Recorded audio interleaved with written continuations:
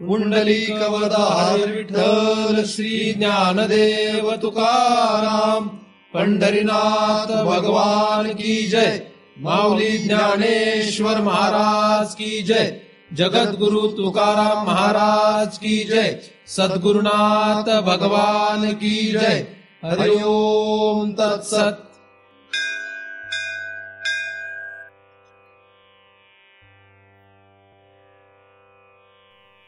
ध्यानमूलं गुरुमूर्ती, पूजामूलं गुरुपदम, मंत्रमूलं गुरुर्वाक्यम, मुक्तिमूलं गुरुकृपा।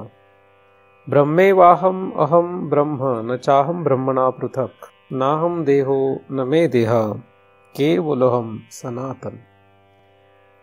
या ठिकाणी आपण सर्वजण नेहमीप्रमाणे दृग्दृश्य विवेक या ग्रंथाचा अभ्यास करण्यासाठी एकत्रित जमलेलो आहोत। आत्तापर्यंत आपण 18 श्लोकांचा अभ्यास केलेला आहे। 19व्या श्लोकाचा आपण अभ्यास करतो आहोत। अत्रप्यावृत्तिनाशेन विभाती ब्रह्म सर्गयो, भेदस्तयोर विकारस्यात् सर्गे न ब्रह्मणी क्वचित। असा हा 19 क्रमांकाचा श्लोक आहे। त्यातील पहिल्या चरणाचा आपण विचार करत आहोत। अत्रप्या आवृत्तिनाशेन, आवरण नष्ट झाल्यामुळे, किंवा जर आपण आवरण नाश करू शकलो तर, विभाती ब्रह्म सर्गयो म्हणजे ब्रह्म आणि सृष्टी यांच्यामध्ये जो आपल्याला भेद कळत नव्हता तो स्पष्ट होणार आहे। असा हा अभ्यास आपण पहिल्या चरणामध्ये पाहतो। विभाती ब्रह्म सर्गयो म्हणजे ब्रह्म आणि सर्ग म्हणजे सृष्टी यांचा या ठिकाणी आपल्याला बोध होईल, किंवा ब्रह्म आणि सृष्टी म्हणजे काय हे आपल्याला या आवरण नाशानंतर प्राप्त होणारी स्थिती आहे। म्हणजे जिथपर्यंत आवरण नाश होणार नाही तिथपर्यंत ब्रह्म म्हणजे काय कळणार नाही, सृष्टी म्हणजे काय कळणार नाही, आणि त्यामुळेच त्यांच्यामध्ये भेद आहे का नाही हेही कळणार नाही। त्याचं कारण मागील श्लोकामध्ये आपण विचार केलेला आहे की ब्रह्म आणि सृष्टी यांच्यामध्ये जो भेद आहे या भेदावर आवरण आहे, आणि त्या भेदावर आवरण असल्यामुळेच आपल्याला ब्रह्म हे विकृत रूपाने भासलेलं आहे, किंवा विकृत रूपाने ते भासत आहे। परंतु या अभ्यासाशी किंवा या विचाराशी कोणालाही घेणं देणं जगामध्ये दिसत नाही। परमार्थ करणारी लोक सुद्धा या खरं तर विचाराकडे नाहीत। जे परमार्थ करतात ते आणि जे व्यवहार करतात ते, असे दोघेही जर आपण पाहिले तर दोघेही या प्रश्नाकडे लक्ष देत नाही आहेत, किंवा त्यांना याच्याशी काही घेणं देणं नाही आहे। कळतपणे किंवा नकळतपणे असं होत आहे। आपल्याला ब्रह्म म्हणजे भगवंत काय आहे हे कळलं पाहिजे, सृष्टी म्हणजे समष्टीने सर्व ब्रह्मांड हे काय आहे हे कळलं पाहिजे, किंवा व्यष्टीने आपण आपलं शरीर जे आहे हे कळलं पाहिजे, आणि आत्मा कळला पाहिजे। तर हा विषय खरा तर आपला परमार्थाचा आहे। परंतु साधारण माणसाला या प्रश्नाचं उत्तर शोधायची गरज नाही, कारण की त्याचं त्या वाचून काही अडत नाही। ज्या विषयापासून आपलं काही अडतच नाही तो विषय आपण समजावून घेण्याचा प्रयत्न करूच असं काही गरजेचं नाही। जन्माला आल्यापासून मरेपर्यंत माणसाला जे प्रश्न सतावतात त्याच प्रश्नाचं उत्तर तो शोधण्याचा प्रयत्न करतो। ज्या प्रश्नाने त्याला कधी त्रासच दिलेला नाही ते प्रश्न, त्या प्रश्नाचे उत्तर तो शोधणार नाही, तो शोधत बसत नाही। सर्वसाधारण सर्व जीवाची जी काही इच्छा आहे ती ब्रह्म जाणण्याची अजिबात नाही आहे। आपण स्वतः कोण आहोत हेही जाणण्याची अजिबात इच्छा नाही। आहेच इच्छा, किंवा जर इच्छा दिसलीच तर सृष्टी काय आहे, सृष्टी कशी निर्माण झाली, कशी चालते, याची एखाद्या हुशार माणसाला इच्छा निर्माण होऊ शकते। एखाद्या हुशार माणसाला आपले हे शरीर म्हणजे नक्की काय आहे याची जाणण्याची इच्छा निर्माण होऊ शकते। वैद्यशास्त्राचा अभ्यास करणाऱ्याला ते अभ्यास म्हणून त्याची गरज असते, म्हणून तो या शरीराचा विचार करतो, त्याचा अभ्यास करतो। परंतु सर्वसाधारणपणे मात्र कोणालाही शरीरांना जाणण्याची इच्छा नाही आहे, किंवा सृष्टीला जाणण्याची इच्छा नाही, किंवा ब्रह्माला जाणण्याची इच्छा नाही, किंवा आत्म्याला जाणण्याची इच्छा नाही, अशी ही काही साधारण भावना नाही आहे. त्यामुळे आपण एखाद्याला बळच जरी सांगितलं की तुला ब्रह्म म्हणजे काय हे मी सांगतो, किंवा चल आपण ब्रह्म म्हणजे काय हे शोधू, तर असं कोणी सहजच प्रवृत्त होणार नाही आहे. ही सृष्टी म्हणजे काय आहे हे आपण शोधू असं जरी कोणी म्हणालं तरी सुद्धा एखादा म्हणाल जाऊ दे, आपल्याला त्याने काय फरक पडतोय, सृष्टी काय आहे आणि काय नाही हे जाणून विचार करून त्याचा आपला फायदा काय. म्हणजे एकदमच साधारण मनुष्य सरळ सरळ फायद्याचा विचार करतो, याने काय होणार आहे नक्की, ह्याचा काय फायदाच काय. आणि म्हणून कोणीही या अशा अभ्यासांकडे वळण्याची शक्यता नाही किंवा वळताना दिसत नाही. आणि जे वळलेले दिसतात ते सुद्धा का आलेले असतात हे कळत नाही.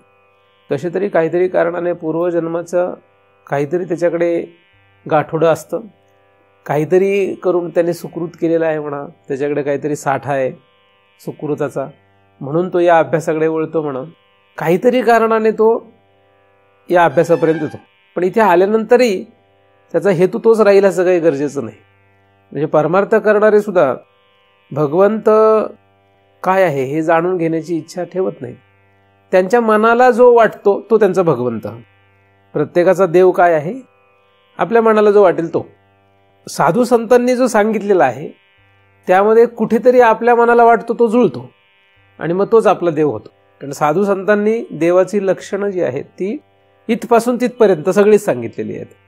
म्हणजे दगडापासून तर चैतन्य रूप चिद्रूप असलेल्या भगवंतापर्यंत सर्वच लक्षणं साधू संतांनी सांगितलेली आढळतात.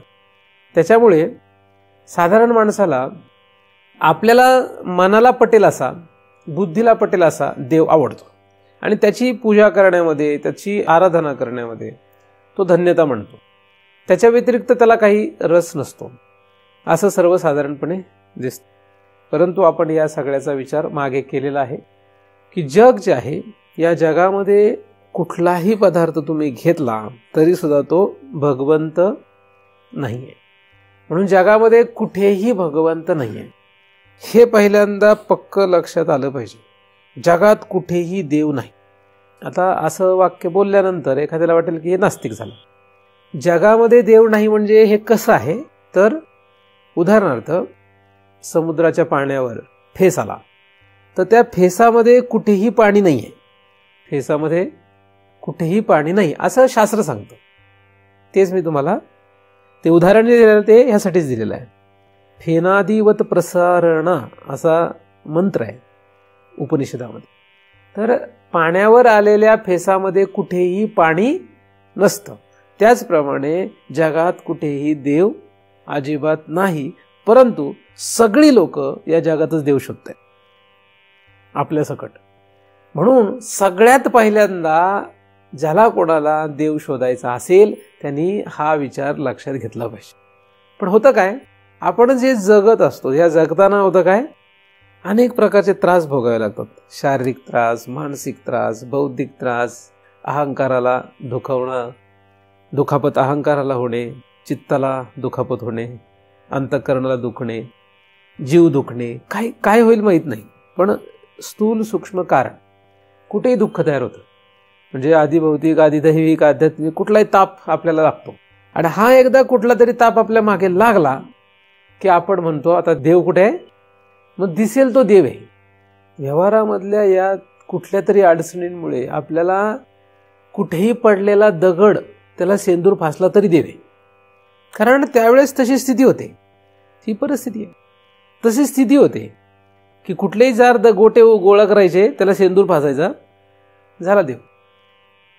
देव कुठे आहे, देव कुठे आहे, तर असा जेव्हा आपण विचार करतो तो आपल्या परिस्थितीनुसार आपण बदलत राहतो. आपल्याला आपली अवस्था त्या देवाला निर्माण करायला कारण होते. आपल्या परिस्थितीनुसार तो देव तयार होतो. आपल्याला जसा पाहिजे तसं, जैसा भाव तैसा हरी. आपला जसा भाव तसा तसा तो तयार होतो. नुसत्या एका कल्पनेत हे देव तयार झाले. हे सगळे कल्पनेचे देव आहेत. किती मोठा असला काय आणि किती छोटा देव असला काय, हे सगळे कसे तयार झालेत, कल्पनेपासून तयार झाले सगळे. आणि म्हणून या सगळ्या देवाला काही किंमत नाही. आहे किंमत कुठे, जिथपर्यंत तुम्हाला जग पाहिजे, जिथपर्यंत तुम्हाला संसार पाहिजे, तिथपर्यंत या देवांना किंमत आहे, या देवतेला किंमत आहे, तुम्ही त्यांच्या नादी लागा, तुमचं सगळं व्यवस्थित होईलच असं काही नाही आहे. पण थोडंफार भलं होईल, थोडंफार बरं होईल. ज्या अडचणी येतील त्याप्रमाणे त्या देवाला जा, त्या देवाची उपासना करा, त्याप्रमाणे काही साधनं करा, आपोआप कमी अधिक प्रमाणे त्याचं फल मिळेल आणि तुम्ही खुश व्हाल. बस एवढंच आहे, त्याच्या पलीकडे त्याचा काही उपयोग नाही. मेलं की पुन्हा कुठेतरी एखाद्या विशिष्ट लोकाला जायचं, तिथे पुन्हा कुठेतरी कुठल्या तरी प्रकारचा देह धारण करायचा, पुन्हा त्या ठिकाणी काही काळ भोगायचा, पुन्हा तिथून त्या देहातून बाहेर पडले की त्याच्या पुढच्या कुठल्या तरी देहामध्ये, असं या संसार चक्रामध्ये वेगवेगळ्या शरीरांना प्राप्त होत राहायचं. असं आपण अनंत जन्म करत आलोय. देव हा शब्द आपल्याला अशा रीतीने फिरवणार आहे. आपल्याला सगळ्यात जास्त फिरवलंय कोणी? हे देवानेच फिरवलंय. कुठं फिरवलंय, कुठं कुठं नाही फिरवलेलं, सगळीकडे फिरवलं. आपण अनंत जन्म, अनंत शरीरांमध्ये, अनंत गावांना जाऊन आलोय, अनंत लोक आपण फिरून आलोय. कुठं कुठं गेलो असेल सांगताच येत नाही. किती बारीक किडा झालो असेल, किती बारीक विषाणू, जीवाणू, काय काय झालं असेल सांगता येत नाही. आणि किती मोठे प्राणी झालो असेल हे सांगता येत नाही. किती मोठा ग्रह तारा झालो असेल हे सांगता येत नाही. पण आपण बरेच फिरलोय. तर ह्या सगळ्या भटकंतीनंतर कधीतरी एखाद्या जीवाला वाटतं काय हे करायचं, कशासाठी करायचं, वाटत नाही. म्हणजे मी म्हटलं तुम्हाला भूक लागली म्हणजे भूक थोडी वाटणार आहे, नाही का? मी फक्त हे सांगतोय, तुम्हाला माहिती आहे, माहितीसाठी सांगतोय. कारण हे सांगितल्यानंतर तसं तुमच्या आतमध्ये निर्माण नाही होणार आहे. डॉक्टरने जरी किती सांगितलं तुला डायबिटीस आहे, तरी याला डायबिटीस आहे हे कळायला बराच दिवस जातात. लगेच मानत नाही. ते मानत नाही म्हणजे तो 4 लोकांना सांगतो, नाराज होतो, थोडंसं दुःख होतं, पण तो नुसतं नावापुरतं सांगत असतो मला डायबिटीस आहे. थोडंसं दाखवतो, ज्या दिवशी डॉक्टरकडे जाऊन आला त्याच्यानंतर एखादा 2-4 दिवस, आठवडाभर तो जरा पाळतो सगळं, बिनसाखरेचा चहा, गोड खात नाही, जे काही पथ्य असतील ते पाळतो सगळं.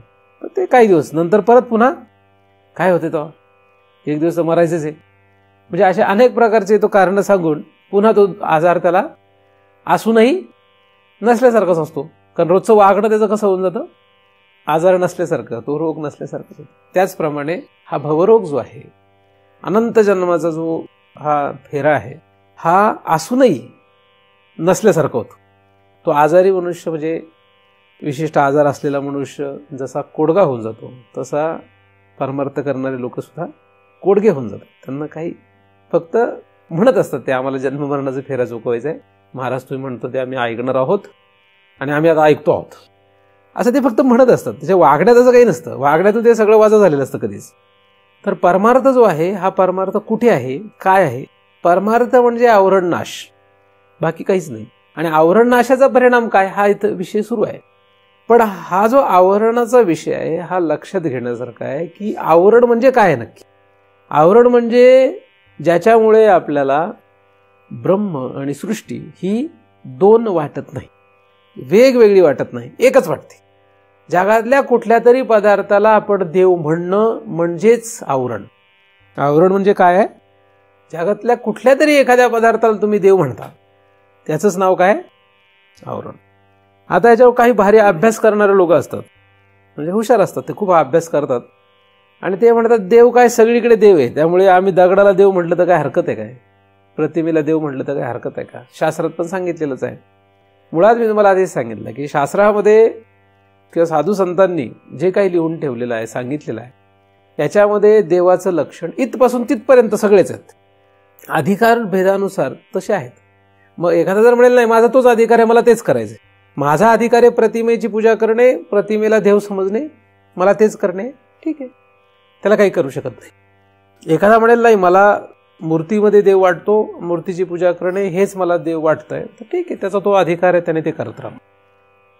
पण एकदा का जर हा विषय सुरू झाला, कुठला? वेदांत, म्हणजे हा अंतिम विषय जर एकदा का सुरू झाला, मग मात्र देव म्हणजे काय याचा आपल्याला शोधच घेणे. जिथपर्यंत तुम्ही वेदांतात प्रवेश करत नाही तिथपर्यंत तुम्हाला वाटेल त्याला देव माना. पण एकदा का वेदांतात प्रवेश केला की तुम्ही वाटेल त्याला देव म्हणू शकत नाही. देव काय आहे हे शोधणे. एकदा का वेदांतात आले की तुम्ही वाटेल त्याला मी म्हणू शकत नाही. तुम्ही कोण आहात हे तुम्हाला शोधणेच आहे. म्हणजे वेदांताचं प्रमुख कर्तव्य काय आहे? आपला स्वतःचा शोध घेणे, म्हणजे त्वम पदार्थ शोध. आणि तत्पदार्थ शोध.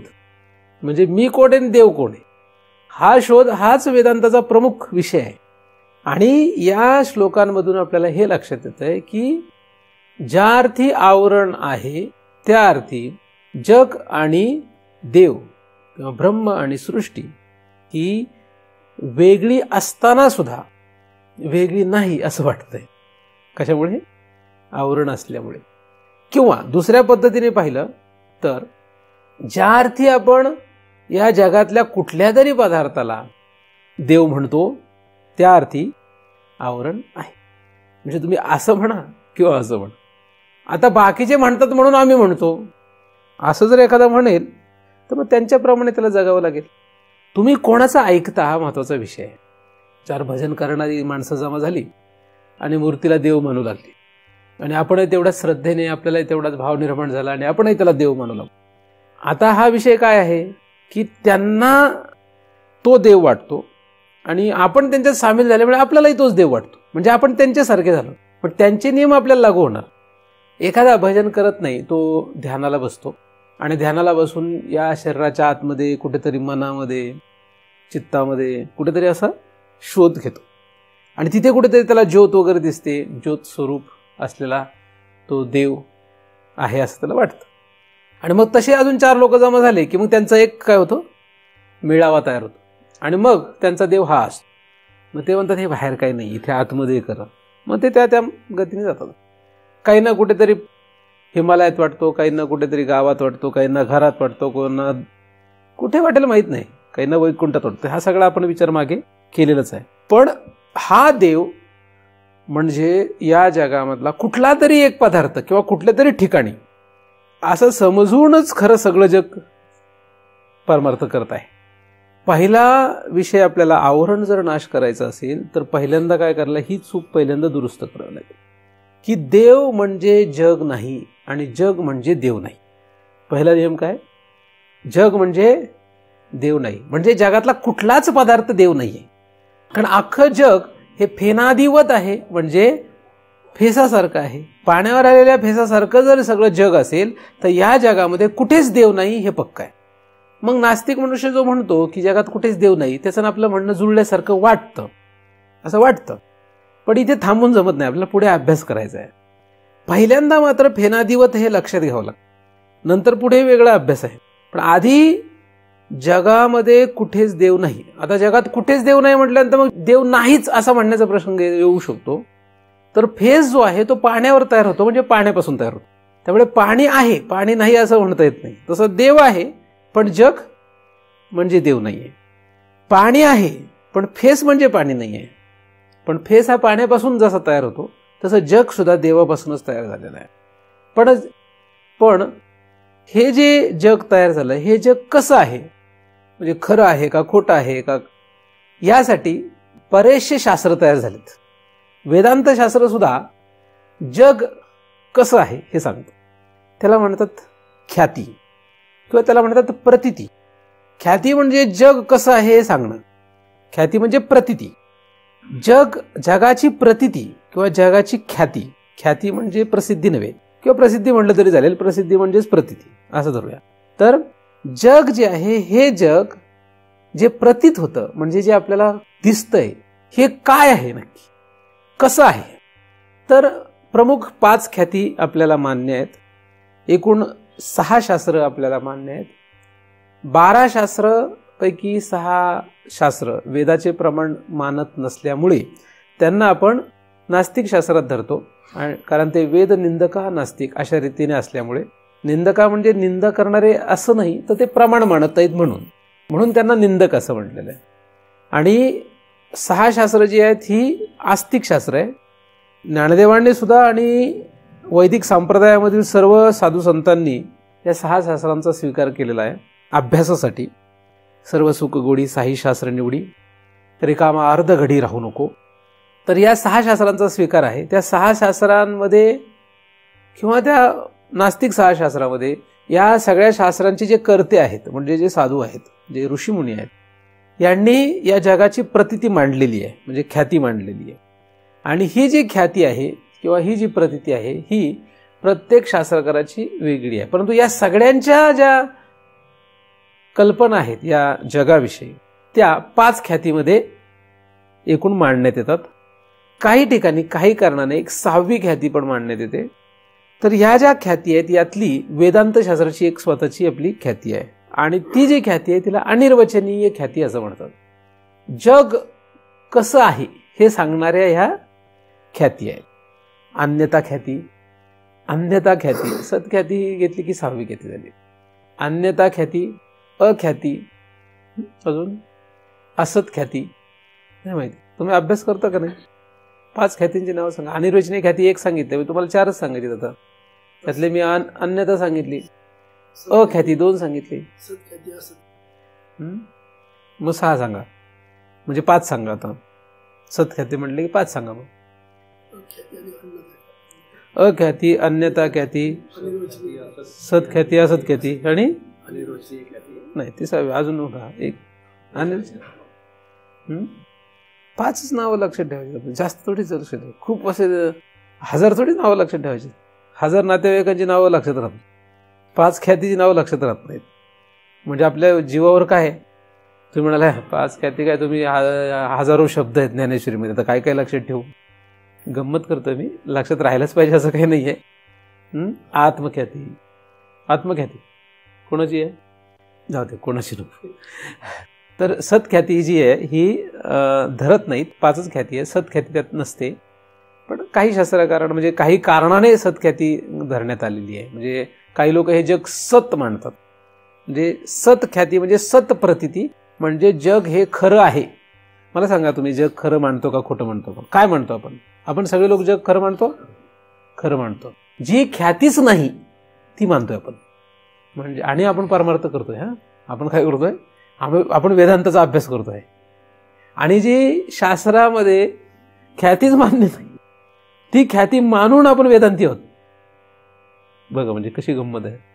म्हणजे काय काय कळेल आपल्याला शास्त्रामध्ये? काहीच कळणार नाही. मुळात जग खरं आहे असं मानणाऱ्यांना म्हणतात सत्ख्यातीवाले.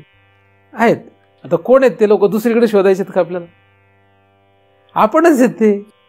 आणि आम्ही ज्ञानदेवांचे अनुयायी आहोत. ज्ञानदेवांना सत्ख्याती मान्यच नाहीये, एकनाथांना मान्य नाहीये, साधू संतांना कोणाला सत्ख्याती मान्य नाहीये. पण आपण रोज तो सकाळपासून संध्याकाळपर्यंत जे काही परमार्थाची साधनं करतोय, व्यवहार करतोय, ह्या सगळ्यामध्ये आपली सत्ख्यातीच पक्की आहे. सत आहे, खरं, सगळं खरं आहे.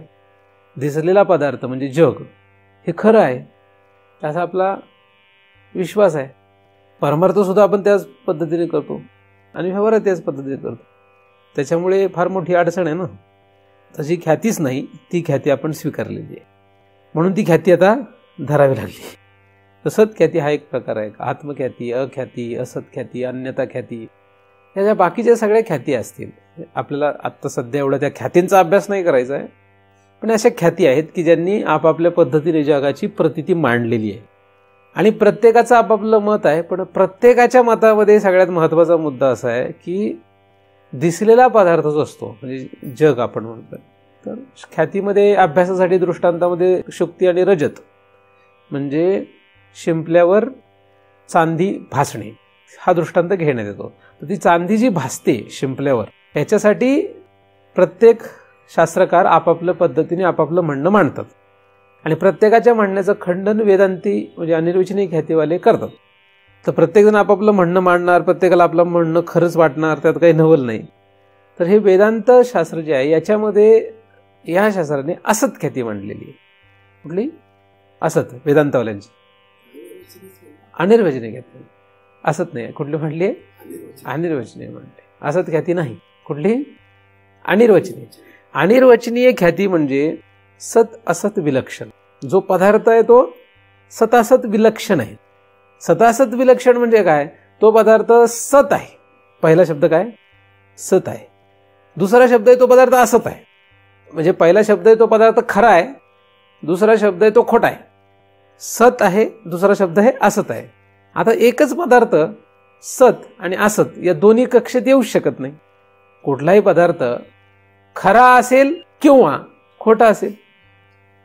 पण एखादा जर पदार्थ खरा पण आहे आणि खोटा पण आहे असं जर कोण म्हटलं तर आपण जर म्हटलो की हा पदार्थ खरा पण आहे आणि खोटा पण आहे, जसं माझ्या हातामधील फूल जे आहे हे कसं आहे, खरं पण आहे आणि खोटं पण आहे, तर चालेल का? नाही चाललं. मग तुम्ही काय म्हणणार, हा मनुष्य काहीतरी विलक्षण बोलतोय. हा काय झाला, म्हणजे हा पदार्थ कसा झाला, विलक्षण झाला. विलक्षण म्हणजे ना सत ना असत, सत पण असत पण. मग सत का असत असा मोठा प्रश्न पडतो. मग सत पण आहे असं म्हणायचंय ना असत आहे असं पण म्हणायचंय, म्हणून तो विलक्षण ठरला पदार्थ. विलक्षण येण्याचं कारणच ते आहे. विलक्षण शब्द पुढे का जोडलाय, कारण तो सत पण असत पण आणि म्हणून विलक्षण. म्हणून हे जग सत पण आहे आणि असत पण आहे. आता सत केव्हा आणि असत केव्हा असं दोन प्रश्न आहेत. पण सत आणि असत असे दोन्ही ज्याला आपण शब्द वापरल्यामुळे, दोन्ही अवस्था आपण सांगत असल्यामुळे आपलं म्हणणं काय झालं, विलक्षण झालं. म्हणून ही सतासत विलक्षण ख्याती आहे, म्हणजेच अनिर्वचनीय ख्याती आहे. जग आहे पण नाही पण. आता आहे नाही असे दोन्ही एका ठिकाणी येऊ शकत नाही, म्हणून विलक्षण आहे, म्हणजेच ही अनिर्वचनीय ख्याती झाली. ही जी अनिर्वचनीय ख्याती आहे जगाच्या प्रतीतीची, ही अनिर्वचनीय ख्याती मानणारे जे साधू संत आहे त्यामध्ये आपला हा वारकरी संप्रदाय आहे. वारकरी संप्रदाय हा अनिर्वचनीय ख्याती मानतो. अनेक संप्रदाय भारतामध्ये अनिर्वचनीय ख्यातीचे अनुयायी आहेत. व्यास याचे प्रमुख आहेत. व्यासांनी प्रतिपादन केलेली ही ख्याती आहे. व्यास हे भगवंताचा अवतार आहे. प्रत्येक शास्त्रकार म्हणजे प्रत्येक साधू, प्रत्येक ऋषी हे भगवंताचे अवतार आहेत असं त्या त्या संप्रदायाच्या अनुयायांना वाटणं साहजिकच आहे. त्यामुळे अनिर्वचनीय ख्याती मानणारे या ख्यातीचे जे अनुयायी असतील ते सगळे व्यासांना भगवत अवतार मानणार, यात काही नवल नाही. तर जग हा पदार्थ सत आहे असं समजून, म्हणजे खरा आहे असं समजून मोठं शास्त्र आहे. कारण एकदा पहिल्यांदा सत मांडलाय, आता सत मांडला की मग सत या शब्दाला धरून मोठं शास्त्र निर्माण करावं लागेल, म्हणजे काहीतरी सांगावं लागेल, बरोबर आहे. असं एक मोठं शास्त्र आहे. आता दुसरा भाग, जग हे असत आहे. आता असत आहे असं समजून पुन्हा मोठा अभ्यास आहे.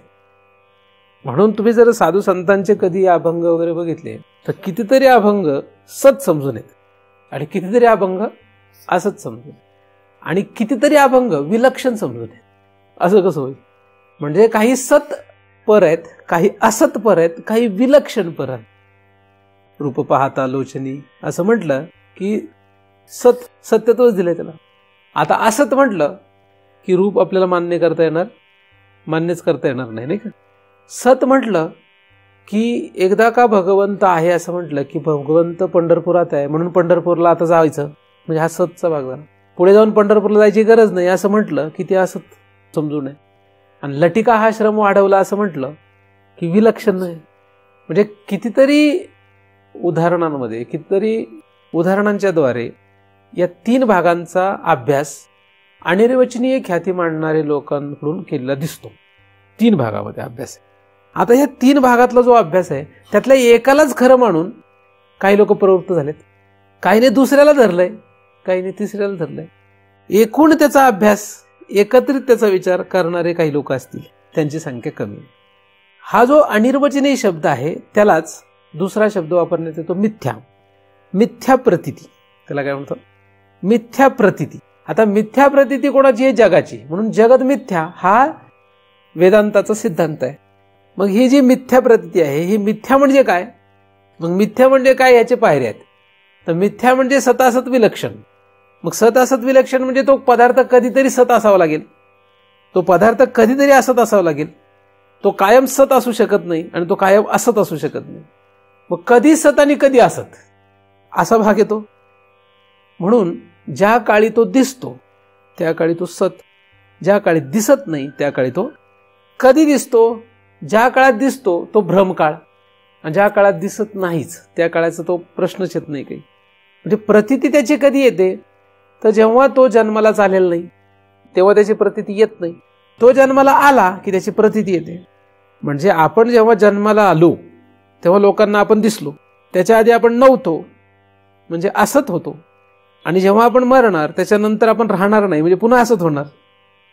म्हणजे आपण हे शरीर, ह्याला आपण मी म्हणतो. तर हे जे आहे हे काल नव्हतं, आज आहे आणि उद्या नसणार.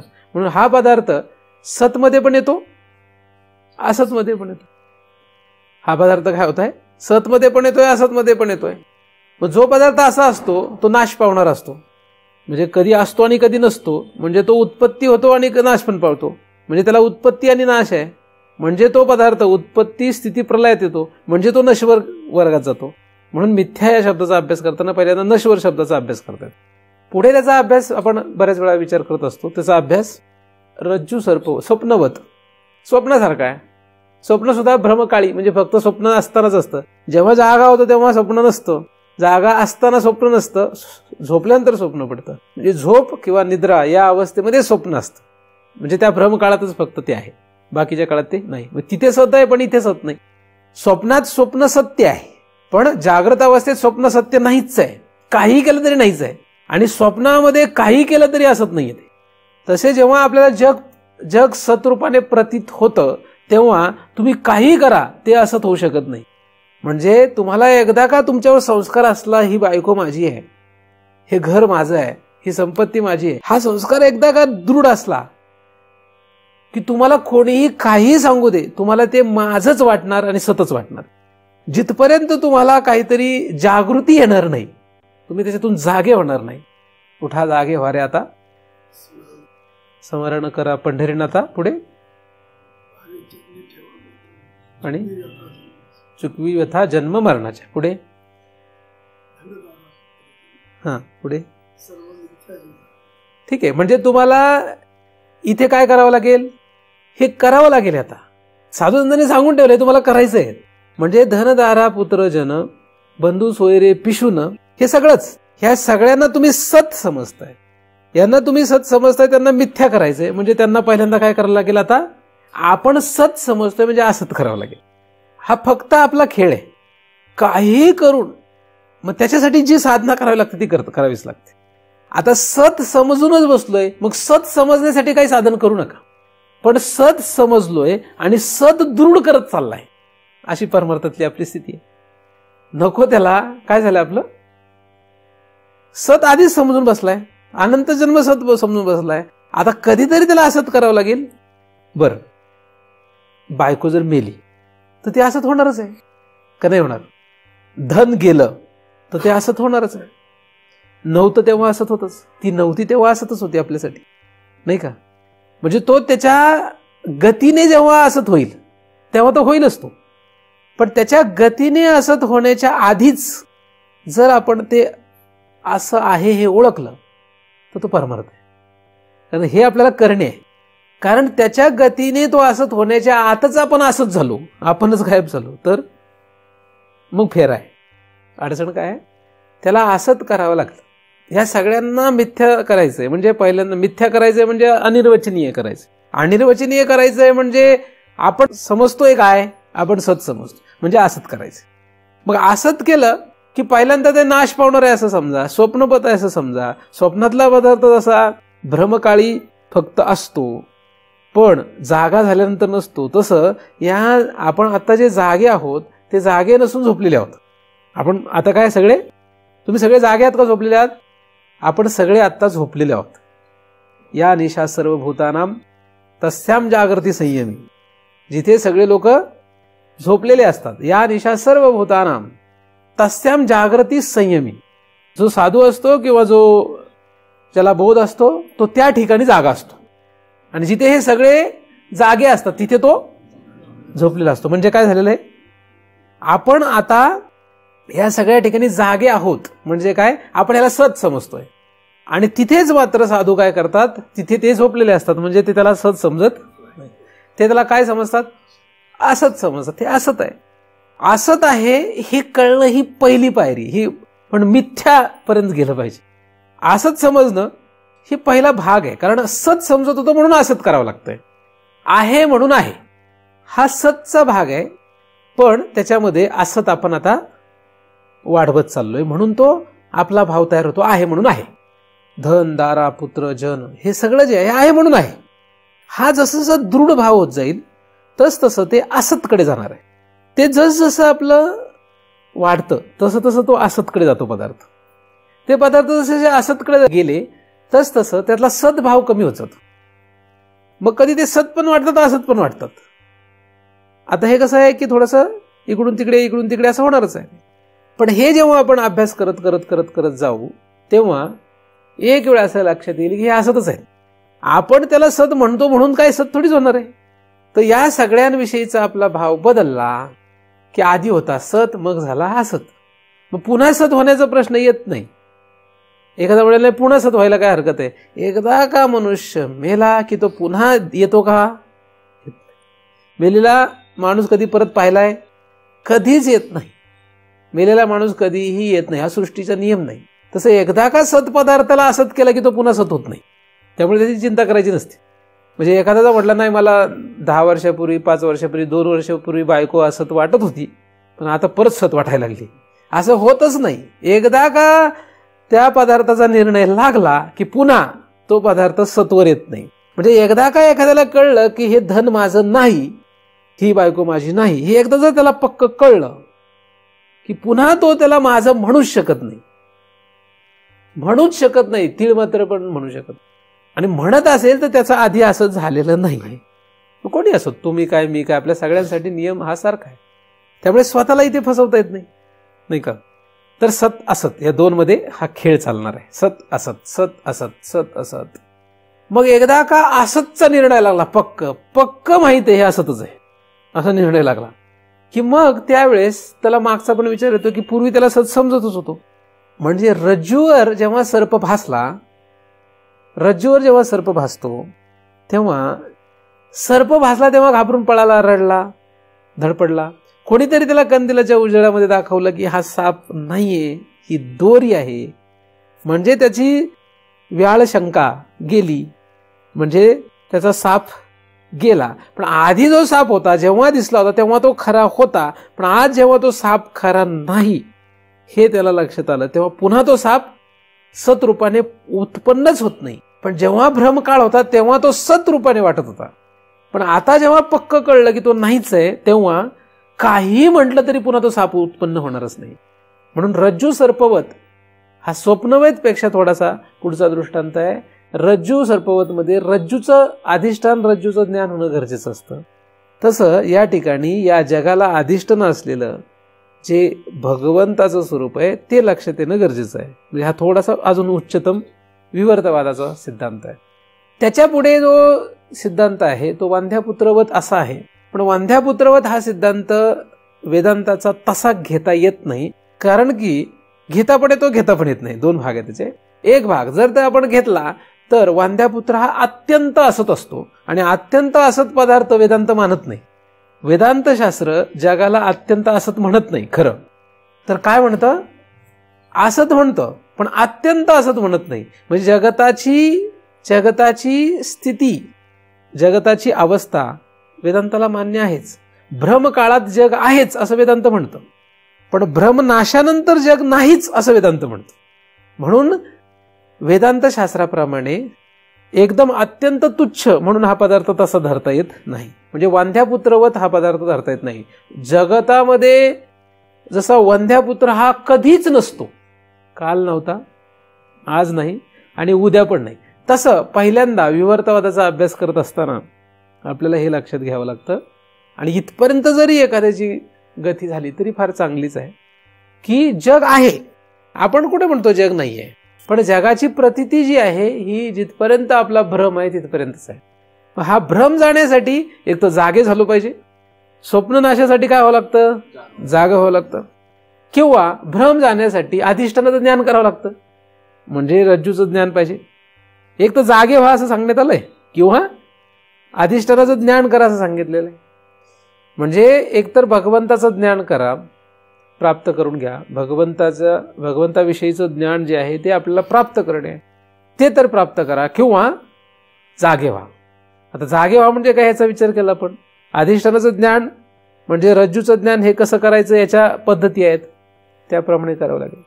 आता एकदमच दृढ झालं, पक्क दृढ झालं की भगवंतच आहे, रज्जूच आहे, रज्जूच आहे, दृढ झालं एकदम पक्क की मग सर्प तिन्ही काळात नव्हताच, भ्रमकाळात होता असं पहिल्यांदा वाटत असतं. भ्रमकाळी तरी होता म्हणजे भ्रमकाळी आहे असं मानणं ही विवर्तवाद स्थिती आहे. पण भ्रमकाळात सुद्धा सर्प नाहीच आहे.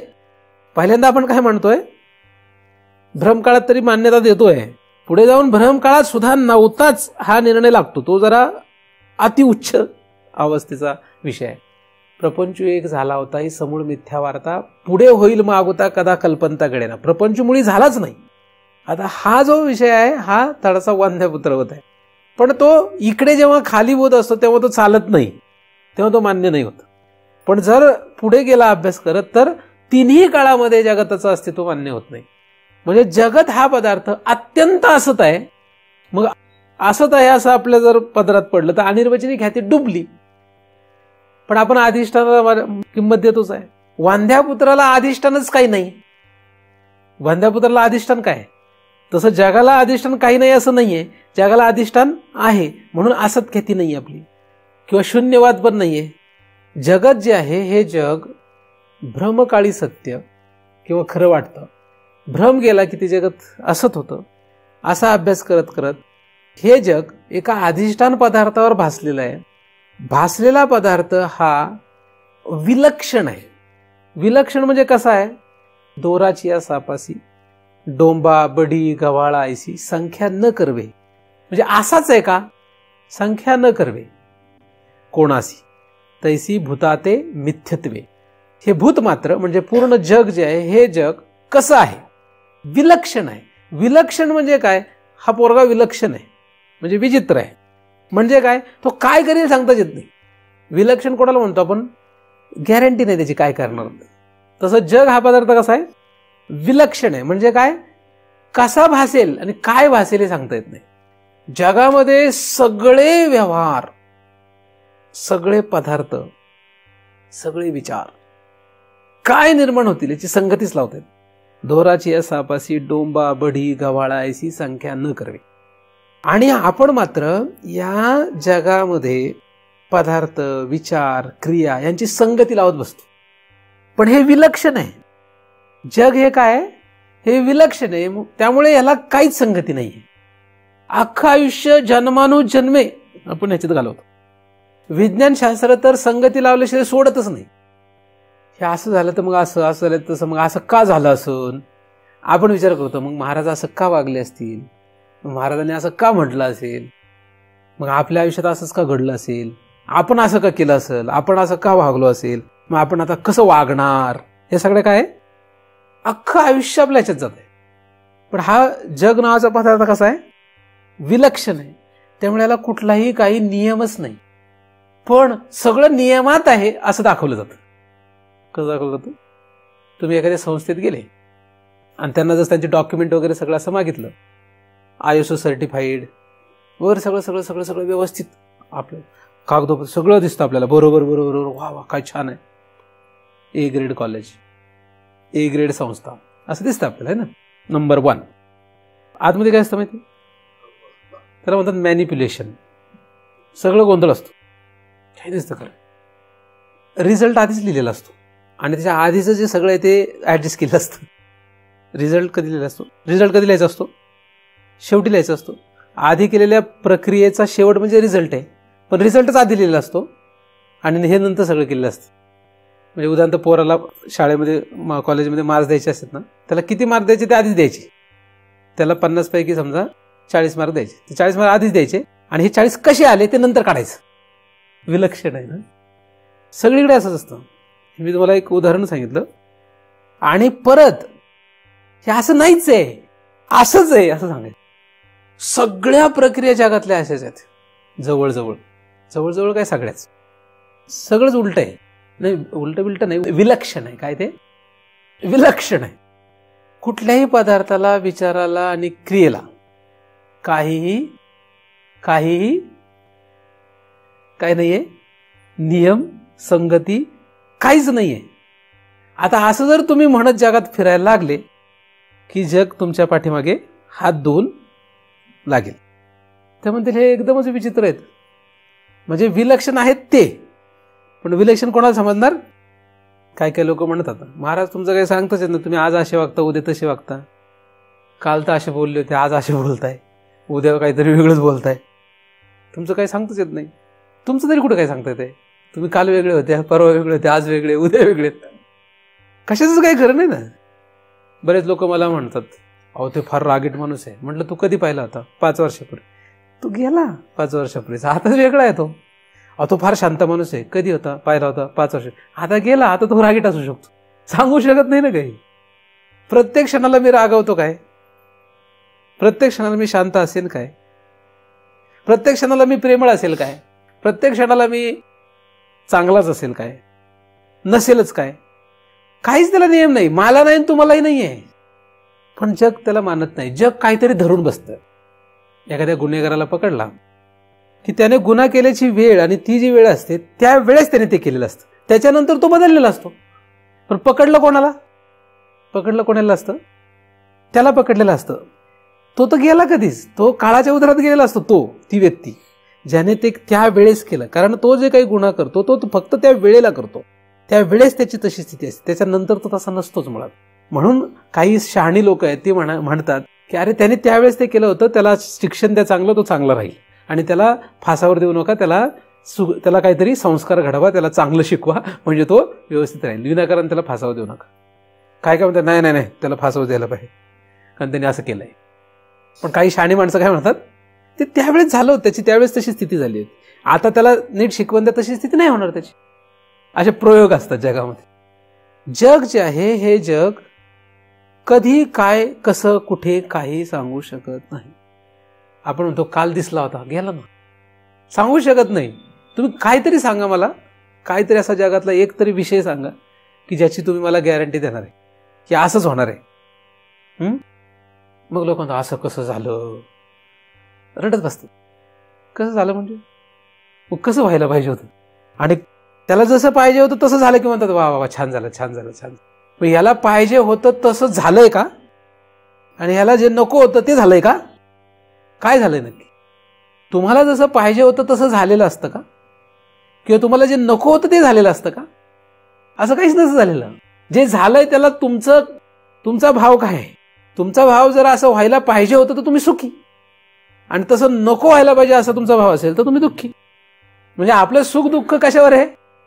आपणच समजून बसलोय ते की पोराचा पहिला नंबर यायला पाहिजे होता, पण पोरग फार विलक्षण निघालं. तुम्ही विलक्षण आहात, तुम्ही तसा भाव धरलाय. पोरग विलक्षण नाही, त्याचं ते आहेच, ते त्याचं जसं होणार तसं होणारच होतं ना. पण हा विलक्षण आहे आणि हा रडत बसला. जगातल्या कुठल्याही क्रियेला, विचाराला आणि पदार्थाला नियम लावू नका, संगती लावू नका. जगातले सगळ्यात सुखी प्राणी व्हाल तुम्ही नुसतं एवढ्याच विचाराने, बाकी काहीच करायला लागेल. पण जग पाठीमागे लागल्याशिवाय राहणार. तुम्ही हे जगायला लागले तर मग इतका त्रास आहे. असं जर जगायला लागले तर इतका त्रास आहे, काही खरं नाही. कारण की तुम्ही अख्ख्या जगाच्या विरुद्ध विचार करू लागले. काय विचार करू लागले? तुम्ही जगाला विलक्षण मानू लागले. पण जग विलक्षणच आहे हे सगळ्यांनाच कळेल ज्यांनी शोध घेतला. त्यांना कोणी शोध घेऊ त्या जगाचा, कधी ना कधी त्याला कळेल हे विलक्षण आहे. ह्याला काहीच कुठेही कटलाही नियम नाही, काही नाही. नियम नाही, संगती नाही, काहीच नाही. म्हणून तुम्ही पुराण बघा नाही तर काही बघा, कशाला काही नियमच लावता येत नाही. करायला गेलं काय, झालं काय, नियमच नाही कुठं काही. आणि त्यातल्या त्यात मग नियम जुळवायचा प्रयत्न करतात काही लोक, की असं केलं की असं होईल, असं केलं की असं होईल, असं केलं की असं होईल, असं केलं की असं होईल. मग करावं काय? काही लोक म्हणतील काय करावं काय नक्की? पहिल्यांदा हे लक्षात घ्या की विलक्षण आहे. हे करा पहिलं, हे लक्षात घ्या. हे लक्षात आलं की मग अधिष्ठान लक्षात घ्या. काय हा खेळ कशावर चाललाय, हा विलक्षणचा खेळ कशावर सुरू आहे. म्हणजे शून्यवादाकडे जात नाही. विलक्षण जग कसं आहे? कसं आहे? सत असत, सत असत विलक्षण आहे. पहिल्यांदा सत, मग असत, मग विलक्षण.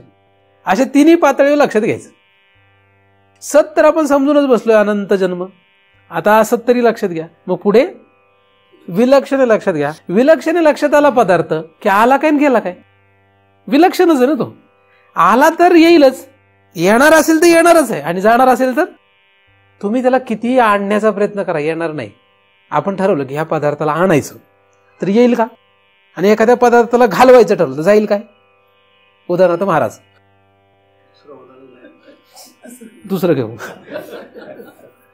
दुसरं घेऊया, पैसा, धन. आपण किती ठरवलं आणायचा तर येईल का? आणि किती ठरवलं घालवायचा? काही लोकांकडे असं असतं ना, आता माझ्याकडे बऱ्याच वेळा पैशाचं असंच असतं, किती ठरवलं घालवायचं तो येतच राहतो. आणि काही लोकांची परिस्थिती अशी, किती ठरवतो तर आणायचं येतच नाही. मी लोकांना म्हणतो नको नको, तरी लोक मला पैसे देतच राहतात. त्यांना सांगतो जर जास्त पैसा झाला तर माझ्या पाठीमागे जग लागेल, नाही का? पण लोक तरी ऐकतच नाही, राहू द्यात. म्हणजे आता मग मी त्याला काय करावं?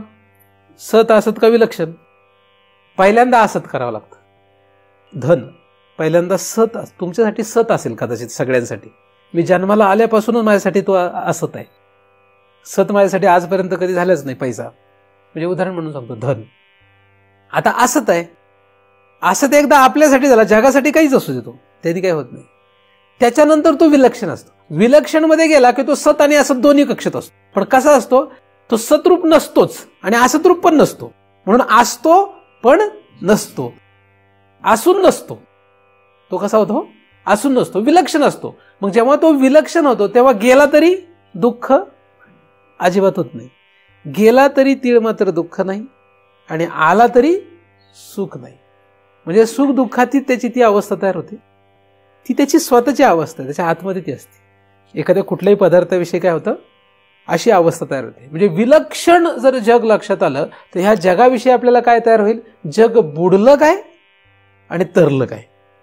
म्हणून कोणी आला काय आणि कोणी गेला काय. आल्या गेल्याची से न करी. आला आणि गेला ह्या कशाची से करत नाही, कशाची तो विचार करत नाही, काळजी करत नाही. कारण त्याला माहिती आहे काय, हे विलक्षण आहे. सगळ्या विचारांना हा जर तुम्ही नियम लावला तर तुम्ही इतके शांत स्थिर व्हाल. म्हणजे तुम्ही एकदमच विलक्षण जरी ठरवलं तरी चालतंय, पण ते अवघड आहे बरं. अवघड म्हणजे मग आधीच सांगितलं, सगळे लोक हात धुवून मागे लागणार. म्हणून मग सत आणि असतकडे पण लक्ष द्यायला लागतं. सतवाले आले की म्हणायचं सतच आहे, महाराज आले की म्हणायचं असत आहे. पारडं दोन्हीकडे समान ठेवायचं. नाहीतर सतवाल्यांमध्ये राहताना तुम्ही सत रूपाने जगताय आणि महाराजांकडे आल्यानंतर असत म्हणताय पण नुसतं म्हणायला म्हणताय तर हुकले. सतवाल्यांकडे गेलं तर सतवाल्यांना सत म्हटलं पण असत आहे लक्षात ठेवलं तर त्या सतचा परिणाम होत नाही. मग असतचा खरा अभ्यास झालाय असं म्हणता येईल. पण तसं होत नाही. हे सत प्रपंच जो आहे तो फार भयानक आहे. काही रोपटी अशी असतात, त्यांना किती खुडली तर ती कुठून तरी उगवतातच परत. हरळी, हरळ माहिती ना, असे काही वनस्पती अशा असतात, तुम्ही त्याला कितीही नाश करायचा प्रयत्न करा, ते कुठं उगवेल परत काय सांगताच येत नाही, उगवलेच ते कुठंतरी. तसं हे सत नावाचा विषय. हा सत नावाचा जो काही आहे, सत प्रतिती जी आहे ती इतकी भयानक आहे, तुम्ही किती तिला असत करायचा प्रयत्न, कुठं ती सतरूपाने वर येईल सांगता येत नाही. म्हणून तिथे कष्ट लागतात थोडे. एकदा का असत सगळं ठरलं की मग विलक्षण करायला एवढा प्रॉब्लेम नाही, मग अडचण नाही. पण असत करणं जर थोडं अवघड पडतं. तर विलक्षण असा हा जगत प्रपंच आहे. जग जे आहे काय, खरं तर सत असत विलक्षण आहे, म्हणजेच मिथ्या आहे. ज्याला कोणाला हे लक्षात आलं की सत असत आणि विलक्षण आहे. कसं आहे? सत असत विलक्षण आहे. सत आहे भ्रम काळात, असत आहे भ्रम गेलेल्या काळात, आणि विलक्षण आहे या दोन्हीच्या नंतर. दोन्हीच्या नंतर म्हणजे कळलं, अरे असं कसं असू शकेल, नाही का? असं कसं असू शकेल? जो पदार्थ सत असतो तो तिन्ही काळात असतो, जो पदार्थ असत असतो तो तिन्ही काळात नसतो. पण हा पदार्थ तर विचित्रच आहे. काल नव्हता, उद्या नसेल, आज दिसतो. म्हणजे तो एकतर भूतकाळात दिसतो, एकतर वर्तमान काळात दिसतो, किंवा भविष्य काळात असतो. म्हणजे हा पदार्थच काहीतरी विलक्षण आहे. जो पदार्थ तिन्ही काळात राहतो तो सत, जो पदार्थ तिन्ही काळात नसतो तो असत. पण हा पदार्थ कसला आहे? जग नावाचा. जग म्हणजे क्रिया, सगळे विचार आणि सगळे जेवढे दिसले तेवढे पदार्थ, हे सगळं कसं आहे? एक तर काल होते, किंवा आज असतील, किंवा उद्या असतील, तिन्ही काळात राहत नाहीत ते. पण जो बा काल होता, आज नाही, उद्या नसेल. आपण आज आहोत, काल नव्हतो, उद्या नसणार. आपला नातू काल नव्हता, आज नाही, उद्या असेल. म्हणजे काही पदार्थ काल होते, काही पदार्थ आज आहेत, काही पदार्थ उद्या असतील. जो काल होता तो या 2 काळात नाही, जो आज आहे तो 2 काळात मागच्या पुढच्या नाही, जो उद्या असेल तो ह्या आधीच्या 2 काळात नाही. काही पदार्थ वर्तमान काळात आहे, भूतकाळात होते. काही पदार्थ आजही आहेत, उद्या पण असतील, पण काल नव्हते, नाही का. म्हणजे हे सगळे पदार्थ कसे आहेत, विलक्षण आहेत. ते सतमध्ये पण बसत नाहीत, असतमध्ये पण बसत नाहीत. जो पदार्थ सतमध्ये पण बसत नाही, जो असतमध्ये पण बसत नाही, तोच विलक्षण असतो. म्हणून विलक्षण शब्द आहे. म्हणून आपला पणजोबा कसा आहे, सत आहे का असत आहे, विलक्षण आहे. हा तिसरा शब्द म्हणतो. काल सत होता, आज तो कसा आहे, असत आहे. आणि हे नीट कळलं तर तो पणजोबा कोण ठरला, विलक्षण ठरला, म्हणजेच मिथ्या ठरला. जगातल्या सगळ्या पदार्थांना, विचारांना, क्रियेला जर हे तुम्ही नियम लावू शकले तर अख्ख्या जगाचाच निर्णय लागला ना, विलक्षण म्हणून. कारण विलक्षण ठरवण्यासाठी आधी सत असत कळावं लागतं. म्हणून सतासत विलक्षण ही जी ख्याती आहे, ही ख्याती बारकाईने लक्षात घ्यावी लागते. आपली वेदांत शास्त्राची किंवा वेदांत मार्गाची जी ख्याती आहे, व्यासांनी जी प्रतिपादन केलेली आहे, ती ही ख्याती आहे, अनिर्वचनीय ख्याती. सत भ्रमकाळात, भ्रम गेल्यानंतर असत, आणि ह्या दोघांचाही नीट अभ्यास झाला तर तो विलक्षण होता, हा त्याचा निर्णय, म्हणजेच मिथ्या असा निर्णय. म्हणून जगत मिथ्या हा शब्द लक्षात घेतला पाहिजे.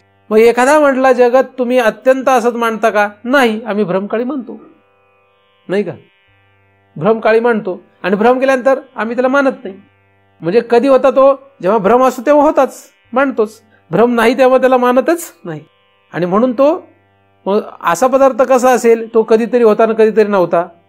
आम्ही अधिष्ठानाकडे लक्ष देतो, त्याच्यामुळे शून्यवाद येत नाही. पदार्थ विलक्षण ठरवल्यामुळे त्या पदार्थाविषयी आम्हाला सतासतचं कौतुक राहत नाही. जेव्हा सतासतचं कौतुक जातं तेव्हा विलक्षण हा शब्द कळतो, किंवा विलक्षण हा शब्द कळला तरच सतासतचं कौतुक राहत नाही. सतासतचं कौतुक न राहणे विलक्षण आहे. विलक्षण कळलं तर सतासताचं कौतुक राहत नाही. काहींना सतचं कौतुक आहे, काहींना असतचं कौतुक आहे. म्हणजे काहींना हा प्रपंच खरा वाटतो आणि त्याचं कौतुक आहे म्हणून ते मजेत राहतात किंवा सुखात दुःखात राहतात. काही लोक परमार्थ करू लागतात, त्यांना हे प्रपंच आता नकोसा होतो, म्हणजे वैराग्य येतं आणि असत होतो, नाही का. काहींना हे जग म्हणजे भोगण्यासाठी आहे, काहींना याचा वैराग्य आहे. ज्यांना सत वाटतं त्यांना भोगण्यासाठी बरं वाटतं, ज्यांना वैराग्य येतं त्यांना असत वाटतं, आणि ज्यांना विलक्षण आहे त्यांना त्याग काय आणि भोग काय फरक पडत नाही. म्हणून जे विलक्षण या पदावर जातात, विलक्षण जर लक्षात आलं तर त्याला त्याग का भोग असा विषय राहत नाही, म्हणजे वैराग्य का भोग असा विषय राहत नाही, दोन्ही राहत नाही. मग काय दिसेल, काही सांगता येत नाही काय दिसेल, विलक्षण आहे ते. म्हणून त्यागावं का भोगावं असा प्रश्न जिथे नाही ते विलक्षण आहे. तुम्ही भोगावं असं म्हणत असाल तर संसारी आहात, त्यागावं असं म्हणत असाल तर तुम्ही परमार्थिक आहात. आणि त्यागा का भोगायचा प्रश्नच नाहीये असं समजलं तर विलक्षण मध्ये आलेले आहात. हे ठिकाण येणं हे फार अवघड. त्याग रतो वा भोग रतो वा संग रतो वा संगविहीना. काय करायचं, त्याग रत हो का भोग रत हो, त्याग रतो वा भोग रतो, संग रतो वा संगविहीना. काय करायचं नक्की, हे तुम्ही दोघांच्या गोंधळात आहात. काय करायचं नक्की, इकडेही नाही इकडे नाही. यस्य ब्रह्मणे रमती चित्तम नंदती नंदती नंदतेव. त्या ब्रह्मामध्ये चित्त रममाण झाल्याशिवाय काही खरं नाही, काही खरं नाही, काही खरं नाही. म्हणजे अधिष्ठानाचं ज्ञान झाल्याशिवाय काही खरं नाही. म्हणजे ब्रह्म कळलं तर उपयोग आहे. हे विलक्षण आहे हे लक्षात घ्या. हे विलक्षण आहे हे लक्षात देण्यासाठी भगवंत लक्षात आला पाहिजे, म्हणजे भगवंताचं ज्ञान पाहिजे. ब्रह्माचं ज्ञान झालं पाहिजे. एकदा का भगवंताचं ज्ञान झालं की हे आवरण जाईल. हे आवरण आहे. आवरण काय आहे, हा व्यवहारच कळत नाही काय चाललेला आहे. तर क्रमाने आपल्याला काय करावं लागेल, सत असत विलक्षण, विलक्षण मध्ये पोचा. विलक्षण मध्ये पोचले की काम होईल. आता हा सगळा नियम जो आहे तो एकदमच आपल्याला सगळ्याच पदार्थांना लावता येत नाही, स्वतःलाच सगळं लावता येत नाही. म्हणून काही विशिष्ट पदार्थांना हा लावता येतो, काही विशिष्ट विचारांना लावता येतो, आणि मग आपल्याला पुढे पुढे जाता येऊ शकतं. तर जर कोणी अशा रीतीने स्वतःसत विलक्षण अशा रीतीने या जगाची प्रतीती लक्षात घेईल आणि एकदा का विलक्षण या शब्दापर्यंत पोहोचला की त्याला जगामध्ये सुख आणि दुःख, चांगलं वाईट, पाप पुण्य ह्याची काही घेणं देणं नाही. ज्याला पुण्याशी घेणं देणं असतं, शुभशी घेणं देणं असतं, तो एक वर्ग आहे. ज्याला पापाशी घेणं देणं असतं, अशुभशी घेणं देणं आहे, तो एक वर्ग आहे. आणि शुभाशुभच्या पलीकडे एक वर्ग आहे, तो फार कमी लोकांचा आहे किंवा नसल्यासारखेच आहेत ते. तर ते विलक्षण त्यांनी लक्षात घेतलंय. धर्माधर्म, पाप पुण्य, शुभाशुभ हे विलक्षण आहे. हे काय हे म्हणण्यासाठी धारिष्ठ्य पाहिजे, पण हे विलक्षण आहे. हे जेव्हा लक्षात येईल, कारण हे सगळं जगताच्या अंतर्गत आहे, जगच पूर्ण विलक्षण आहे, हे लक्षात येईपर्यंत काही खरं नाही. आणि हे मी कितीही तुम्हाला सांगितलं तरी तुमच्या पचनी पडणं ते फार अवघड. तुम्ही ऐकाल, ऐकून घ्या, सगळं ऐकण्याचा काही उपयोग होईलच असं काही वाटत नाही, कारण अख्खं जग तुमच्या बाजूने आहे. अनिर्वचनीय ख्याती जी आहे ही पचनी पडणं सगळ्यात अवघड आहे, कारण सत मांडणाऱ्यांची संख्या 99.99% त्यातून जे उरले त्याच्यातले 99.99% लोक जे आहेत ते फक्त त्याच्यातले जे तेवढे वजा केले की जे उरतील ते फक्त असत मानतात. म्हणजे 99.99% सत मानतात, उरलेले असत मानतात. ते जे असत मानणारे आशांचे 99.99% जर आपण बाजूला केले आणि जे उरलं ते विलक्षण मानतात. एवढा मोठा फरक असल्यामुळे, आणि या विलक्षणच्या पुढे अधिष्ठान आहे. कारण हे कळणं ठीक आहे, पण विलक्षण कळणं ठीक आहे, पण अधिष्ठान काय, ह्याचं अधिष्ठान लक्षात घेतलं पाहिजे ना. म्हणजे शुभाशुभाला अधिष्ठान कोण आहे? शुभाशुभ विलक्षण हे जर लक्षात आलं तर त्याचं अधिष्ठान कोणीतरी पाहिजे ना. तुझे पाप पुण्य पाही मीच होईल. मीच हा शब्द जो आहे तो अधिष्ठानासाठी आहे. म्हणून या दोघांना, या विलक्षणला अधिष्ठान येतो, या जगताला तो अधिष्ठान आहे. म्हणजे चांगल्या वाईटाला, बऱ्या वाईटाला, सुख दुःखाला, पाप पुण्याला, शुभाशुभाला, धर्म अधर्माला, सगळ्याला तो अधिष्ठान आहे. काही लोकांना वाटतं तो फक्त धर्मालाच अधिष्ठान आहे, आणि शास्त्रात तसे वचन आहेत. मग अधर्माला कोण अधिष्ठान आहे? तोच अधिष्ठान आहे. हे कळणं हे फार अवघड आहे, पण जग अख्खं जे आहे ते हे मान्यच करू शकत नाही, आणि हे पचनी पडणं फार अवघड. कारण देव हा, मला सांगा, धर्माला अधिष्ठान असेल का अधर्माला असेल? शास्त्रात वचन आहेत, कोणाला अधिष्ठान आहे? धर्माला अधिष्ठान आहे. पण त्या शास्त्राने पुढे सांगितलंय की हे जे धर्म आहे नव्हे त्याच्यासोबत येणारा अधर्म, हे दोन्ही सुद्धा हे त्या अज्ञानामुळे व्यायलेले आहेत. तैसे धर्म अधर्माचे टवाळ, दावी अज्ञान जे कामूळ, ते तेजुनी तेजी सकळ धर्मजात.